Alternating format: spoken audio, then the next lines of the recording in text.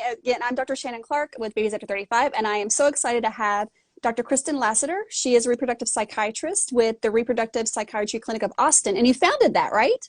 I did, yeah. So tell me, how did you, because this is something that is not talked about enough, obviously. It is the reproductive psychiatrist, and those services are not something that's, I know a lot of people don't know about. Just tell us what your training was like, what it is that someone like you does, and how they can find people in their area that do something similar to you.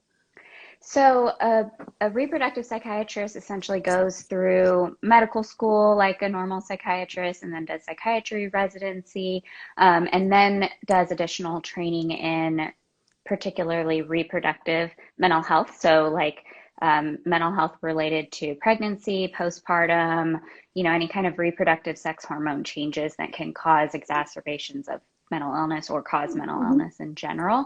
And not everybody who does reproductive psychiatry necessarily has had additional training, but it is something that I think is really important. And in order to find a reproductive psychiatrist, you can just go on like PSI, Postpartum Support International, and they actually have a provider directory of people who have gotten some sort of training or mental health professionals who are specialized in this area. So can someone who does not do the medical school route and maybe does as far as a therapist go, they can do that as well, but they're not the MD, they're the therapist part right. of it? Yeah. Okay. So there can be therapists who specialize in mental health related to, birth trauma or postpartum depression, anxiety, pregnancy, all that fun stuff. Nice. Well, what we're here today to talk about is birth trauma. And why am I interested in it? I'm a maternal fetal medicine specialist. And just a little bit about my background, I went through several cycles of IVF, ended up conceiving via donor egg, delivered at 31 weeks from placental abruption, my twins, 9 days shy of my 43rd birthday, after 2 months of a hospital bed rest due to pretty much a non-existent cervix, several episodes of preterm labor. The 2 months in the hospital were very trying, to say the least. Then 6 weeks of NICU, and then back to work. And I thought I was okay until they got a little bit older. And then I'm trying to think, they're 4 now, so they were probably about 2.5 or 3.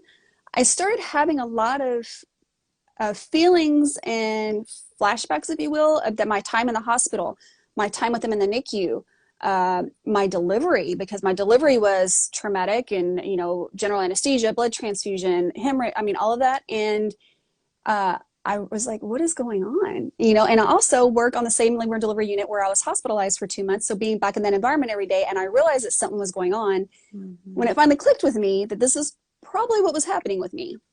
And I am seeing a therapist now for it, but it took me a while to realize that's what was going on. And then having babies after 35 here, hearing about similar experiences, I wanted to just talk about it and explain to people what it is, because I get a lot of questions about it. So just first off, what is birth trauma? Well, first, I just want to say that I'm sorry that you had that experience. And, I think it's great that you're kind of using that experience to open the conversation for other women, because it is something just like other, I guess, negative things that can happen around birth. People don't talk about it as much. They just want to talk about the happy stuff or, the perfect story. And so I love that you're bringing it up. But birth trauma is basically any kind of scary, traumatic experience that can happen around delivery of a baby. And that doesn't even necessarily have to be a live birth. So sometimes women can experience that a lot with stillbirths too. And it doesn't necessarily have to be the woman who experiences the traumatic episode. It could be, one of the nurses or the physicians or her partner who's there witnessing it all. So it's unfortunately a pretty large encompassing event. Yeah. So, I think with birth trauma, what people generally think is that something was done wrong. Like there was the fault of something that happened, which may be part of it, and I'm sure could certainly happen, but it doesn't necessarily mean that something was done bad to the patient or to cause the trauma. It could just be that it happened unexpectedly, right? So it kind of encompasses everything. Can you Right. talk a little bit Yeah. about that? Yeah. So it's all about perception, right? It's Yeah. all about one person's um, perception of how the event went. So that could be the partner who maybe is just really anxious about the birth that's about to happen and feels really scared about it. And then, a lot of people run in and there's a lot of commotion and maybe they think that their partner's, at risk for serious injury or something like that, when it could have just been a Mm-hmm. normal birth experience that, um, they thought was really scary. And I also think there's probably times when people envisioned a certain birth and maybe it just did not go that way. And is there a component of, and I see this with my patients, there's a component of guilt that maybe they did something wrong to make it not go as they envisioned. Can that be traumatic as well? Absolutely. Mm-hmm. Yeah, I think that's a huge piece of trauma in general is people kind of try to place the blame somewhere, and oftentimes that ends up where they place it on themselves. Mm-hmm. And someone just asked, and where I was going to go with this next, birth trauma, could it be a component is that there was something physically traumatic, whether it was, I'll just give an example, a fourth degree laceration, an a hemorrhage, a cesarean hysterectomy, something that was caused severe or significant morbidity to mom and or patient and or baby. Does that does that constitute birth trauma as well? Yeah, Okay. absolutely. So any kind of, any injury that went on that maybe they weren't expecting or just, even if it was a smooth birth, and it was still scary to that person, that could still be a birth trauma. But when something goes wrong or something doesn't go as they thought it would or planned, then that definitely increases the risk for somebody perceiving it as traumatic and Yeah, I mean, having. so for me, I had experienced everything that I treat, as a high risk obstetrician that I have seen with my patients. And although, nothing was negligently done to me or anything, it was traumatic in the fact that I think I had no control. There was a constant looming over my head that I was going to lose my pregnancy or my twins. And then having the, unexpected birth and all that, that's kind of what was traumatizing to me. But it could be something else happened that was physically traumatizing as well. Correct? Yeah, yeah, Yeah. Yeah. absolutely. So I am sure that not everybody that has, unanticipated events during their birth experiences birth trauma. So what are the symptoms of birth trauma that people might need to look out for that might indicate that that could be what's going on? That's a great question because I think this is the part where a lot of people don't catch it because they think like, oh, what I'm experiencing maybe Right. is just normal or I'm just not, doing good enough to get through it. But there's a specific cluster of symptoms that can happen that indicate that somebody's experiencing, you know, trauma from their birth experience. So first of all is they have like some re-experiencing of the event. So they maybe have nightmares of the event happening or they have like memories of it that just kind of pop into their head when they're at least expecting it or don't intend for those thoughts to come back up. Or maybe they have like flashbacks, like they're there again and it's all happening again. They can also have negative thoughts and cognitions and a change in their mood for that's different from how they Mm-hmm. normally are. So they kind of go their whole life being one way, and then all of a sudden this trauma happens, and maybe they're constantly feeling depressed, Yeah. or they're constantly feeling anxious or on edge, or like they can't enjoy things. And then they can avoid things. So that's Mm-hmm. one of the other issues is that they don't they don't want to be around what reminds them of the event because it was so scary, and so maybe it's certain smells or places or whatever, or it could just be actual feelings that remind them of the event. Or avoiding a next pregnancy. Or avoiding the next Yeah, pregnancy, the big one. I've heard of that too. I think one of my components as well was just being on edge and kind of always worried that something was going to happen. And it was a little bit different than maybe postpartum anxiety. It was more, and I think hypervigilant is the word that's used. I was just probably over the top as a new mom too, especially in the NICU. with that. So that can be a component of it, or might have been a component of it with me. So if people are experiencing these types of things, and the other component was the flashbacks too, but I didn't experience them until later. Do people typically experience these symptoms right off the bat, or can it develop over time? Usually for the majority of the people, I think it's something that kind of comes close to the event, Okay. but it is something that can develop over time. You know, it might have been really scary and then they kind of shut it out of their mind, and then something else pops up that makes them remember and relive the whole thing, and then they start getting PTSD symptoms. Yeah, I think looking back, because it's been 4 years and a few months since I delivered, and 4.5 since, being pregnant, and I really don't think I had those symptoms until they were about 2.5, really. Maybe it's because I was so busy, with newborn, having babies and working. And once I got kind of settled down that I knew they were going to be okay, is probably when my mind had time to relax, and then all the stuff started coming back. Mm-hmm. That's what I think might have happened with me. Yeah, that makes total sense, because I mean, those first couple of years, especially with newborns, but with twins, it's probably very chaotic and a little chaotic. A little chaotic. Yeah. So we touched on this a little bit, but as far as who gets birth trauma, really it could be anyone, and it's not just the patient. Like you said, it could be whoever was in the delivery with them, a partner, spouse, family member. Mm-hmm. Anyone. Yeah. Is it? I'm sure it's much more common with the patient themselves, though. I think it is more common with the patients. But there are a lot of healthcare workers who can experience birth trauma too. But people who have, had a traumatic experience in their life beforehand are also more likely to have birth trauma. And you mentioned the healthcare workers, like the labor and delivery nurses, the physicians delivering babies. I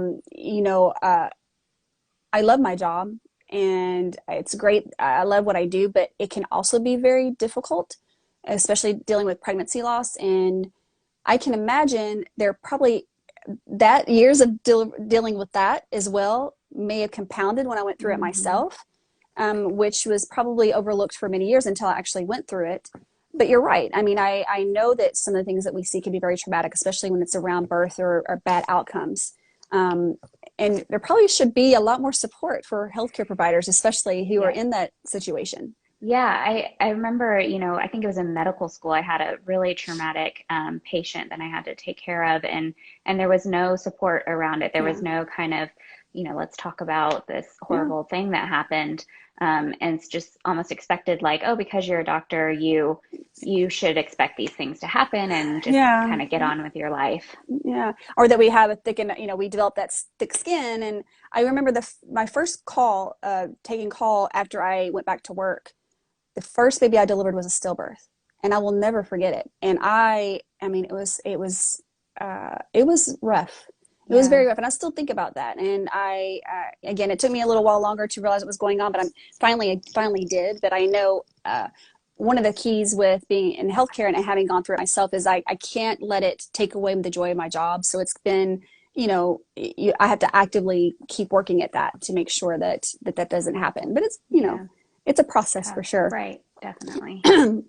So when we already talked about who can get it. What would be some of the more common factors that make birth trauma more likely to happen to someone? So that's a good question. I would say the first thing is that, a lot of times people are going to kind of have expectations or ideas of what birth might be like. And that can kind of, I don't want to say set somebody up for something bad, but I think when we are hoping that there's going to be a lot of control over a certain event, or hoping that things will turn out a certain way, sometimes that can when it doesn't work out that way, that can trigger a lot of disappointment, a lot of emotions around it, which is completely normal. But sometimes that plays a big role in it. And so women who have had trauma in the past also tend to be more worried about control. And Yes. so, you Yes. know, feeling like I'm out of control in this moment, or I don't know what's going to happen, is really scary. Mm-hmm. Plus, our brain's already in this fight or flight mode for a lot of people. And then, you know, the way that it's handled sometimes can Yes. increase the risk for people to have birth trauma. You know, if people weren't communicating well or weren't asking permission to do things, or which sometimes is hard in Yeah. birth in general, that can increase the risk too. Yeah, I mean, given what we're, you know, with the push to and the more education about maternal morbidity, mortality in the United States, I think this all kind of plays in because, you know, I hear in obstetrics there is probably not as much communication as there should be. And I think patients do feel that they do lose a lot of power and control. And it's not that they're trying to be control freaks, but being involved in what's going on, going the extra mile to shouldn't even be an extra mile, but explaining things instead of just being paternalistic or expecting them to accept whatever it's being done. You know, we need to have that dialogue and explain everything to them and answer questions and ask, do you have questions? You know, that can go a long way in obstetrics. And I think Yeah. you know, it's a very vulnerable time, you know, birth. Mm-hmm. If it's you're a first time mom or a 10-time mom, if you have complications or you don't, you're bringing another life into the world. There's two patients to consider. And, you know, things can get heated. They can change at the drop of a hat. I know I've been doing this for 20 years and trying to minimize the lack of the communication and make sure we still, even when we feel like we don't have time, we have to take time to explain what's going on because that can go a long way. Yeah, And I think absolutely. part of it is that that's not happening enough, you know, not being listened to or feel like there's a lack of privacy or dignity, you know, patients not being treated well. You said pregnancy loss or stillbirth obviously is a very traumatic experience. Or if there was a birth injury where something happened, the baby was injured in Mm-hmm. birth. You know, there's so many things that can contribute to it. But you know, what I think the important thing is what we and this as the public might think qualifies as a traumatic event doesn't mean that that's correct. I think Right. we try. People are probably made to feel, well, your baby's home, you're fine, just get over it. Mm-hmm. Why is that the wrong approach? Yeah, I mean, I think, you know, when we're not validating somebody's experience and we're just kind of brushing it off, I mean, that's when things get worse. Even if we do that to ourselves, even if we're just kind Yeah. of like, you know, suck it up.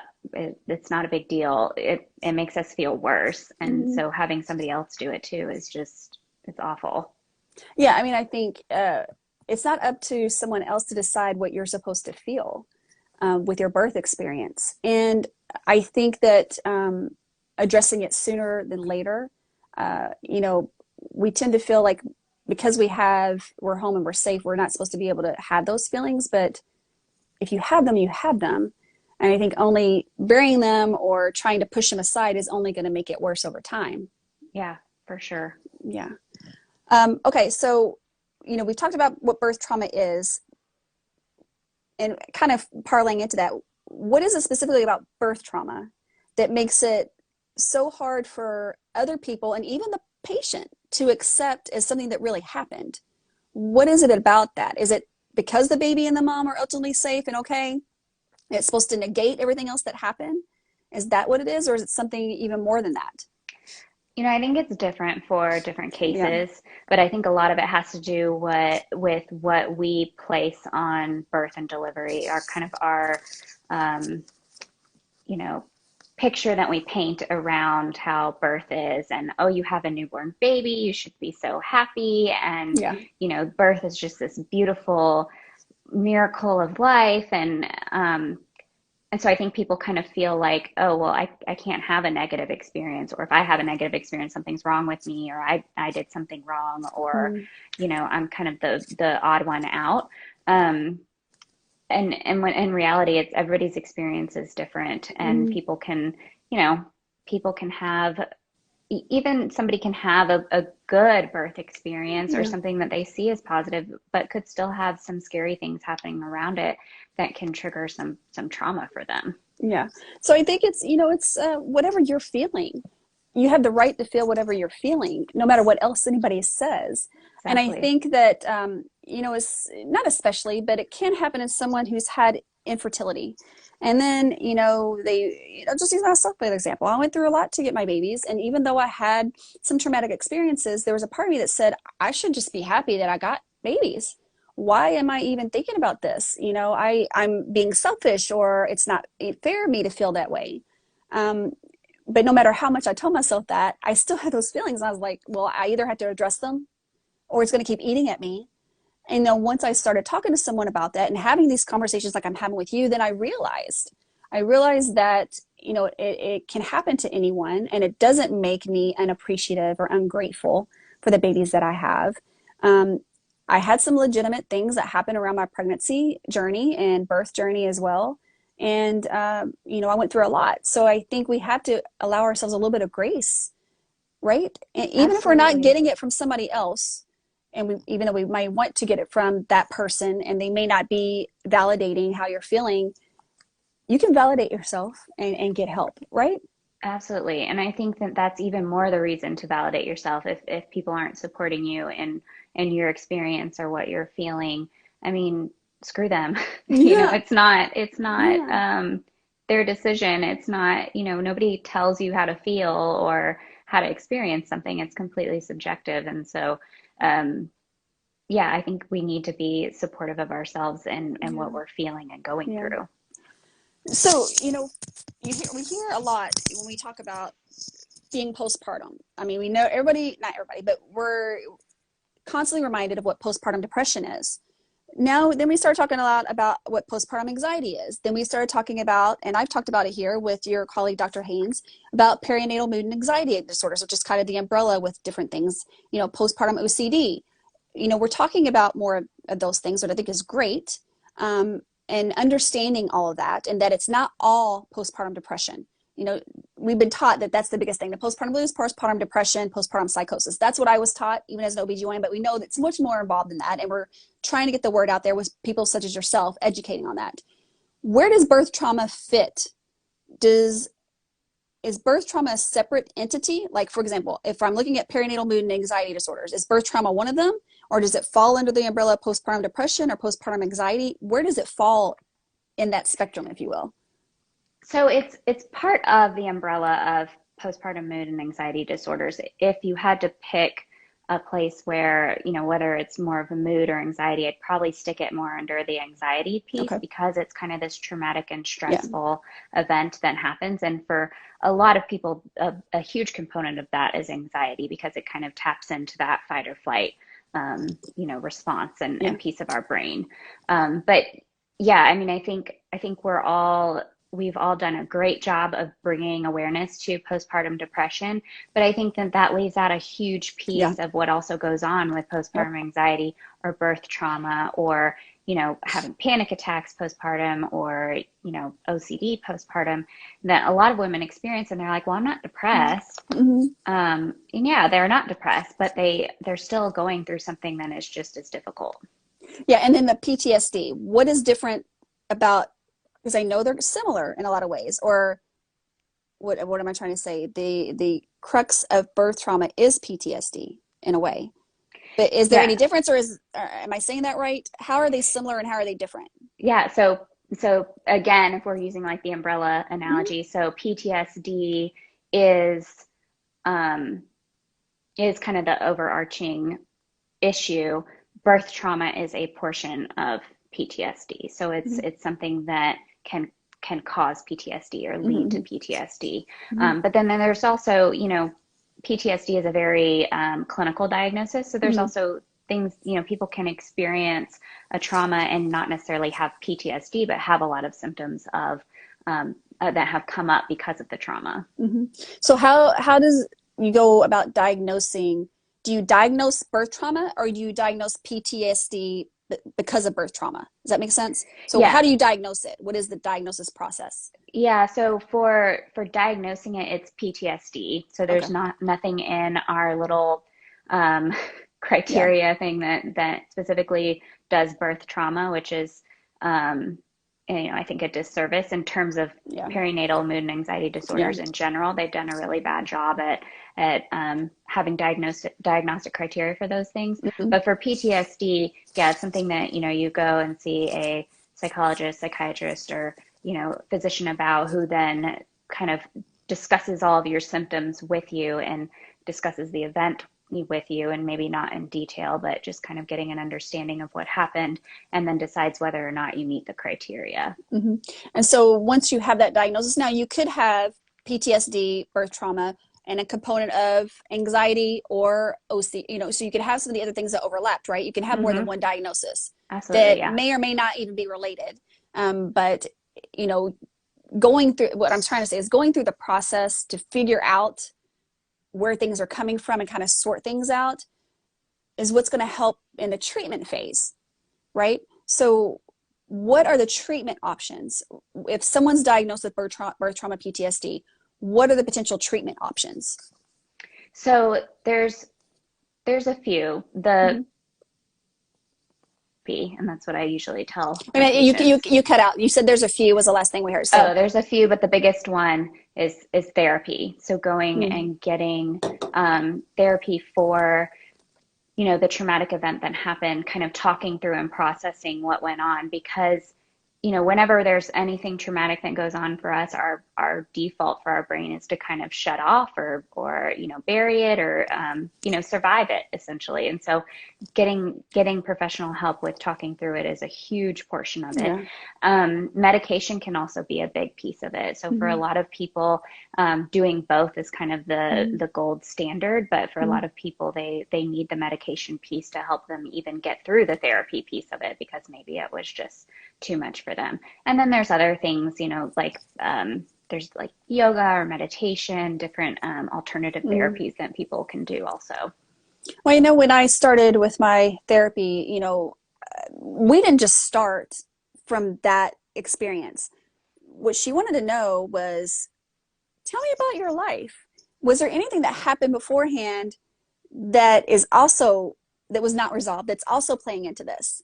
And is that something that needs to be done as well, just to see if there's anything else that might be compounding into the snowball that's now presenting itself as what I thought was this birth trauma, but now I realize there were some other things, through my life that have probably not left me with the best coping skills. As a result, I wasn't able to cope as well with what happened during my childbirth and pregnancy. Is that part of the process as well?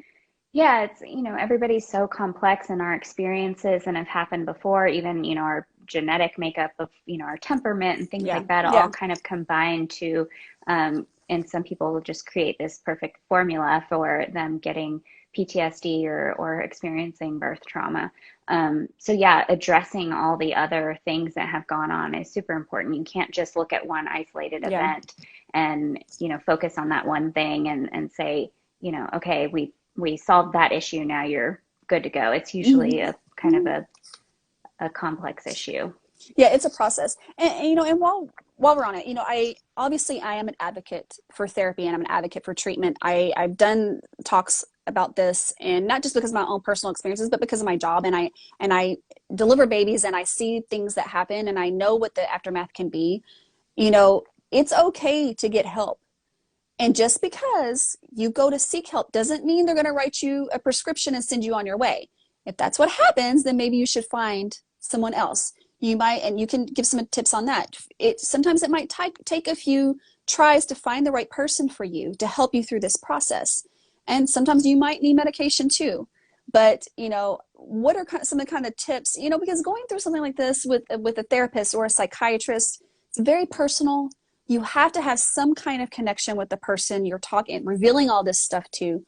So what are some of the tips that you might have for people who are willing to take that first step to find someone, and that maybe it might not be the right person?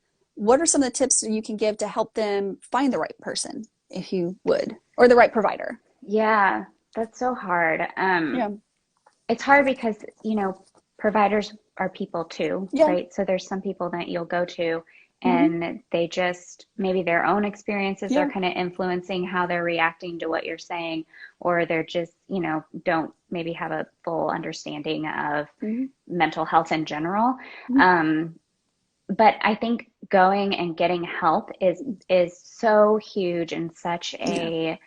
it's such a difficult step. And so I think if you're going to do that and be brave enough to step out and let someone know that, you're struggling, it's just sticking with it and finding Mhm. somebody who's going to validate what you're going through. I think it's helpful to go to people who specialize in mental health and Yeah. especially who specialize in trauma because they've seen it all. They know all of the experiences that can happen, and they understand, what you're going through usually a little bit Mhm. better.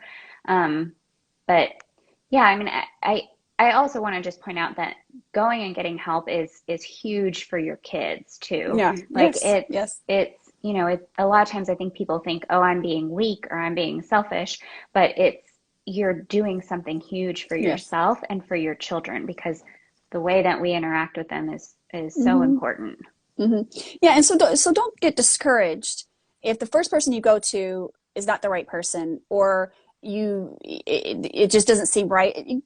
Try go to the, find someone else. Look at what the site you said to go to where The you could look at Postpartum Support International. Postpartum Support International. And I've been to that Hmm. site. You could put in information to find out people who do reproductive psychiatry and therapy as well in your area, and start with someone like that. Look for, you know, ask those around you, or ask your obstetrician. A lot of the obstetricians have people that they work with. So you could ask other providers who, especially obstetrician or whoever was taking care of you during your pregnancy, to see if they have recommendations on who you could go to. Yeah, absolutely. I always have that in my back pocket just in case. That's awesome. Okay, so if one of the questions I hear, if I had birth trauma, PTSD, and one pregnancy, and I'm ready to try it again, how can I possibly get through the next pregnancy? What is it that I need to do? Obviously, the first thing is get help after the first pregnancy. Start some therapy, start some, whatever you need to do. But how can they possibly get through the next pregnancy? Because I know some people just feel like there's no way they can do another pregnancy or birth. Yeah, I think getting help is the key, right? Like I don't think that it's good to go through it alone. I think Mm-hmm. that you need other people to help you get through it. It would be really hard to kind of manage going through another pregnancy without, the support around whether it's family or, professional support or, medication or whatever. Um, it's, yeah, it's something that, I think it feels daunting because it is a really challenging Mm-hmm. thing to go through. And so making sure that you have a really good support around you to get through it is the biggest thing. Mm-hmm. But it is possible. We're very adaptive people, Mm-hmm. creatures, and so it's possible for us to do just about anything. And I think having the right people around you to help you get through that is important. Yeah, and while we're kind of talking about it, one thing that I want to tell anyone that's listening is, if you've had a birth experience or pregnancy experience, even NICU experience, and you do not understand exactly what happened and why, if things didn't happen the way you planned, and you had something traumatic and you really don't understand, you've got to ask questions. In those few postpartum days, what happened? One thing that I do, because I do high risk obstetrics, I know I do a lot of crash C-sections. I have a lot of outcomes that are not ideal. I always go maybe the next day or the couple days after and say, let's go over what happened. Do you understand what happened? Do you want to talk about it again? Most of the time they want to go over it again just to go over it again. And maybe not all doctors do that, but you have the right to ask what happened. Why did I end up with a blood transfusion? Why did my baby end up in the NICU? Why was I in the ICU? Ask questions. Maybe you don't feel like asking it at the immediate time, but maybe a month later, you're starting to wonder why. Make an appointment and go talk to them about it. Because there's way too many, and I see this all the time, way too many people that I take care of that have had instances in their pregnancies and birth that they still don't understand what happened. And it's been years. And I can't imagine not knowing what happened. And how do I figure it out? Because I go back and get their records and then I figure it out. So you have the right to ask questions and get answers, whether it's right after delivery, a couple days after delivery, or a month after delivery. You have the right to get those questions answered so you fully understand exactly what happened. I think that's might be a component to helping the situation too, right? Because maybe if you don't really understand, it might compound, and you might think about the worst case scenario, or may not fully comprehend what happened. Is that a component as well? I think it's a huge component. Yeah. Being able to understand the actual facts of what went on can help you, say, okay, see, it wasn't my fault that this outcome happened. It was because X, Y, and Z. Or, being able to really understand the facts and the events that went on is super important. And it's your right. Like you said, it's something that you deserve to know. You shouldn't feel shy or scared about asking for that information. It's definitely something. Yeah, someone, and someone had commented, and we'll go through some questions after this, but sometimes we don't know. Sometimes I don't know why the baby crashed, or the baby's heart rate went down. Sometimes I don't know, and I will say that I don't know, but this is what happened. The heart rate, or I don't know why that patient started bleeding and needed an emergent delivery. Sometimes I don't know, why X, Y, and Z happened. I try to give as much of an explanation as possible, but even then, as long as you're having that conversation with your provider and you hear it from them, and try to get as many questions, even if there's a couple of I don't knows in there, at least you're having that question and you know that it wasn't something that you did or didn't do.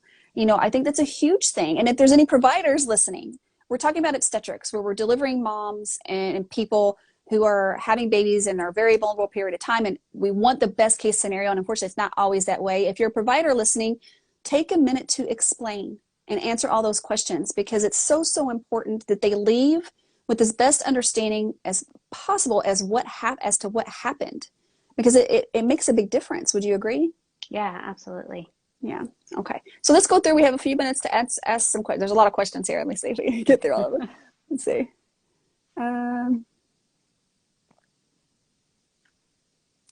I consider my birth experience traumatic, although someone else might not, and that's fine for them. Yeah, we talked about that. Yeah. I say this all the time. Social media and the different platforms we have for mom groups, parent groups, certain special groups for certain special things, it's wonderful. The community that people can be exposed to online is wonderful. But there's also a downside, because a lot of people have a lot to say about things that had nothing to do with them. And sometimes you can get some not so supportive advice, or, you may not be validated. So you have to take those, just to caution, you have to take those groups and those things with a grain of salt. I don't know if that's the right thing, but for what it is. And make sure if you're not getting supported, whether it's a group online or it's a family member, that you don't deal with that. I mean, it's so important. So I'm sure have boundaries. You have to have boundaries, because I find it very hard for anyone to say, and I hear, why are you worried about that? Or that's no big deal. That happened to me. Or did it? And it's so dismissive. And they may not be intending to be dismissive, but it is. And so you just have to make sure you find the support and keep those people close to you that are supporting you. Yeah, I mean, you just went through something that was really hard. Yeah. If somebody's not going to be supportive or validating your feelings, then, you have every right to tell them, hey, I can't deal with you right now, or I can't talk to you right now. Well, that's why it's important to have a therapist, because that person is impartial, and they can help you talk through those things and help you work that out, because that's what they do. That's their specialty. And they can help validate things and how you're feeling, because they're the professionals. And I love you guys. I really do. I really, really highly recommend anyone to see someone like Dr. Lasseter, because it's so helpful. And I wish there was more, but there is starting to become more, right? More reproductive psychiatry. I mean, I wish we could have a few in every city. We're not there yet, awesome. But hopefully we will be, right? One day we'll be there. Yeah. Let's see. We talked about, so does this have to do with trauma, like physical trauma? We talked about that it's not always just emotional or mental trauma. It can be a physically traumatic birth or pregnancy as well. Yeah, absolutely. Let's see. What can we do during birth to reduce the experience of trauma? So from my perspective, as someone who delivers babies, I think asking questions. When someone comes in the room to examine your cervix, when they come in to start Pitocin, or if they come in to change position for you, ask why. Yeah, You can ask why. I think communication is huge. Yeah. Yeah, I think that's Communication huge. goes a long way. Yeah. And telling them what you need or what you want too. Yes. Like, yeah. don't just touch me without asking me. Yes. Or, Yes. I want you to explain everything before you do it, or whatever. Yeah. And, I'll give an example. I've been a part of some really urgent cesarean sections where things were fine one minute, the next it was not just cesarean sections or births or whatever.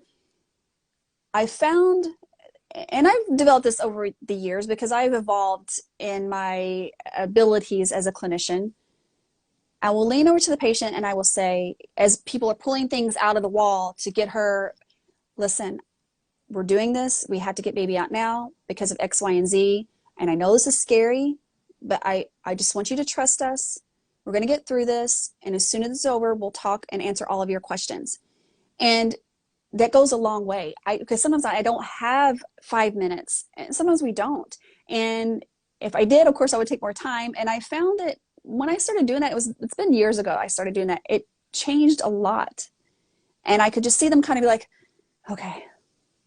And it meant a lot. And so I try to do that whenever I'm in that situation, and it helps. And then obviously once they're recovered and we have time to have the more in-depth conversation, we have that in-depth conversation.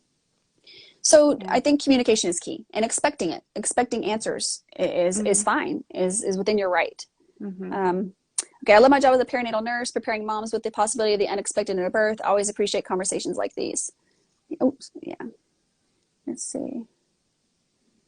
For infertility, okay, and we talked about, the whole infertility trauma that goes along and plays into pregnancy and birth trauma. I'm sure I know part of that carried over with me as well. Do you see that a lot? Yeah, yeah. I think in general, people have had like birth trauma, reproductive trauma, or sexual trauma. It tends to put them at a much higher risk for experiencing birth trauma again. So I want you touched on the sexual trauma thing. I have found, and I consider myself a very, I'm a good communicator with my patients. I can get a lot out of my patients, and I still find it, and I get it. It's still hard for them to tell me about the sexual trauma. And sometimes they don't find out until they're here for delivery. And then I realize that something's up. They can't tolerate the exam. They're scared. Things completely change. And that's when it's revealed. Okay. I encourage anyone that's been through that and you're going through a pregnancy that you start the conversations early with your provider, even if it's a little bit at a time. Hey, something happened. I just want you to know. And then as you start to develop a rapport with your provider over time, then maybe more and more can come out so they understand what's going on with you. It's important too, because we can make plans for your delivery. Maybe an early epidural if you want, limiting cervical checks, which is always an option for anybody actually. Coming up with a plan to make the experience not as traumatizing or traumatizing at all for you. But we can't do that unless we know. So for people who have experienced sexual trauma and they're going to give birth, what are some of them to maybe to better communicate with someone like me about what's going on? And am I making sense? You are making sense.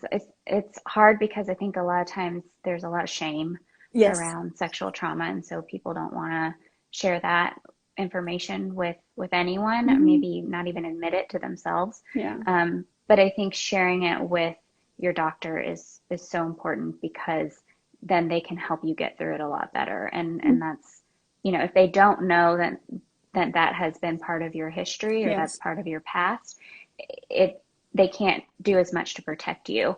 And you don't have to tell everything, right? Exactly. You can just be as vague as you want. You don't even have to tell the circumstances of what had happened. You can just say, I don't like when somebody does this, or I don't like when somebody says these words or this phrase, or, give them specifics on on what is bothersome, what's triggering to you. Yeah.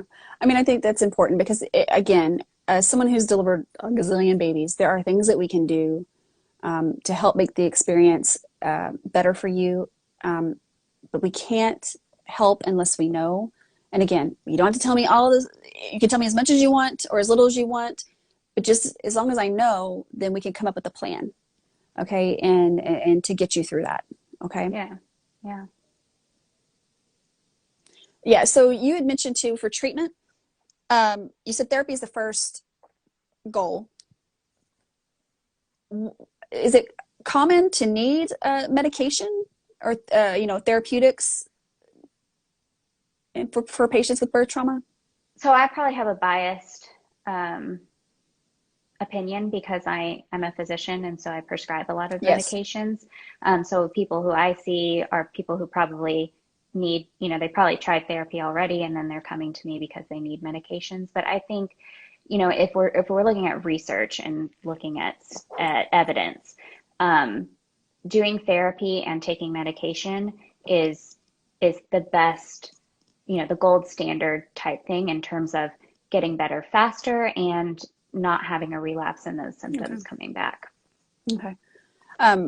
If you have any resources you'd like to share, I'd be happy to post them up on my Instagram. So I, just send them to me, and I'll, any articles or any sites that you like, along with this video, and that way they can take a look at that, because I'd honestly be interested in looking at that myself. So yeah, obviously if you go to someone that's not an MD that doesn't prescribe medication, they're going to be more of the therapy. But it's been my experience too that if you have a therapist they have some training in saying, what, this patient might need more than what I can give them. They might need, someone like Dr. Lasseter, because I do think they need medication.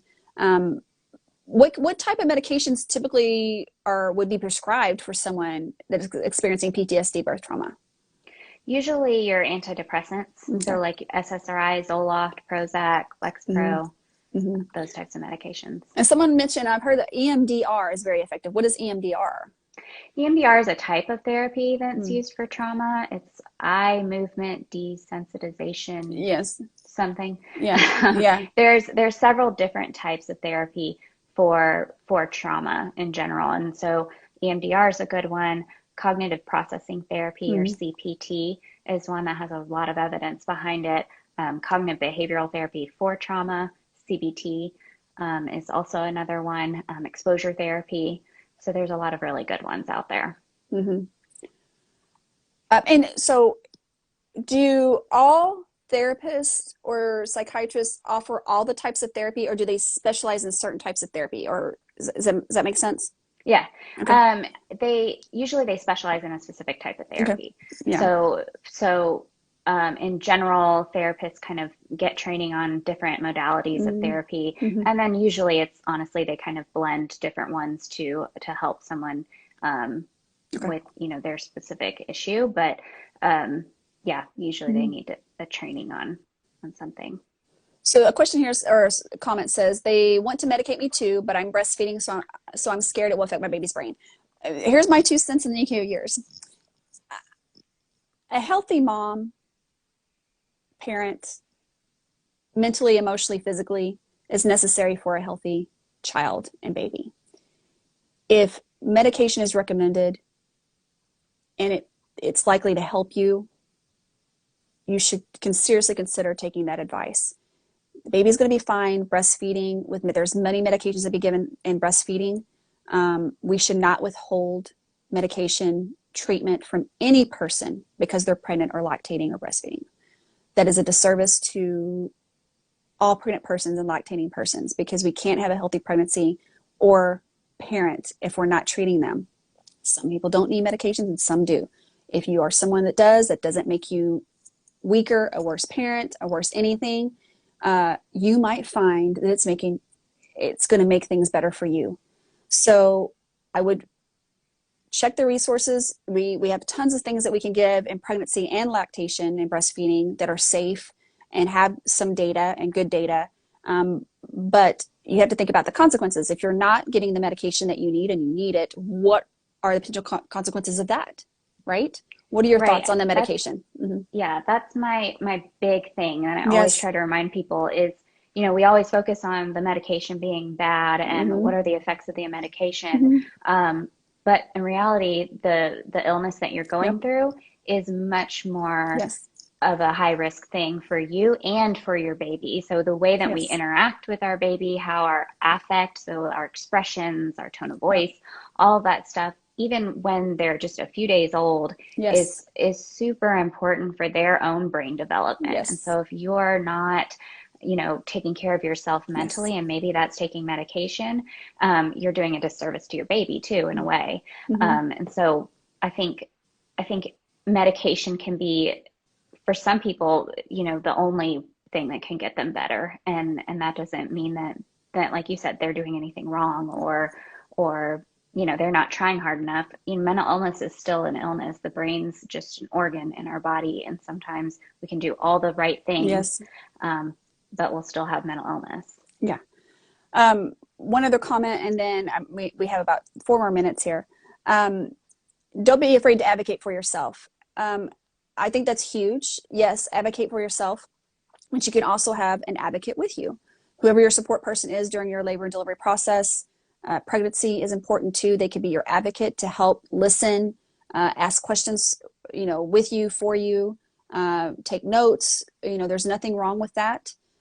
Because of the pandemic, I know sometimes visitors are limited. I offer to have someone else call in or listen in, and if there's someone they want to be on the phone, we're having a discussion, that's fine too. Just to have that extra support person with you. So there are things that we can do even in the pandemic to help you have that advocate if you need it. What are your thoughts on advocating for yourself, but also having that advocate with you? I think that's really important, especially if you've had a traumatic birth in the past, to have like Yes. a doula or somebody who's there with you who can um, kind of be the conduit in terms of communication, but also be able to speak up in case you kind of freeze up, or something scary happens. I'm all for that. I think Yeah. that's really important. And another question, does psychiatric medication affect the babies when breastfeeding? Again, there's plenty of data on a lot of medications that we have that can, be covered with you. And I'm sure you've been in that situation many times with your patients. But also the flip side is not being medicated and needing it. And all the things that Dr. Lasseter mentioned about, the way you talk, the way you interact with your baby can be just as harmful if it's left untreated. So you have to kind of weigh the risk and the benefits. And it's perfectly fine to have a conversation with someone like Dr. Lasseter. Talk about what are the risks and benefits of me not being on this medication? What are the risks and the benefits of me being on this medication? And have that conversation and then making an informed decision based on what comes out of that conversation. Yeah. And doing your research too. Doing So your research, yeah. we'll put up some resources Yeah. in our grate Yeah. for learning about that. Yeah. Well, that's all the questions I have. I want to thank you so much. I think it's been very helpful. This will be listed on my Instagram feed, and it'll also be under my Instagram TV. And then if there's any resources Dr. Lasseter will send my way, I'll put them on Instagram stories, and that will filter down into my mental health highlights, and they'll be there forever. So you can, get them that way. But tell everybody again where you're located. You're in Austin, Texas. I'm in Austin, Texas. Yep. And I'm the Reproductive Psychiatrist on Instagram. Reproductive Psychiatrist on Instagram. And the Postpartum Support International is where you could find other people similar to Dr. Lasseter in your area. I'll also find that, and I'll put it in my Instagram stories as well, so people can use that resource. Thank you again. It's been a pleasure. Thank you so much for having me. Tell Dr. Haynes I said hello. I will. And hopefully it's not too cold in Austin, because right now it's like 30 degrees here, and I'm not used to this. No, there's been a lot of commotion. All the schools are shut down. Oh, My kids are watching a movie right now. I'm sure. Yeah, we're not used to weather like this in Texas. We don't know what to do. No. We're just beside ourselves. So. No. All right. Well, enjoy the rest of your weekend, and thank you again. Thank you. Thanks. Bye. Bye.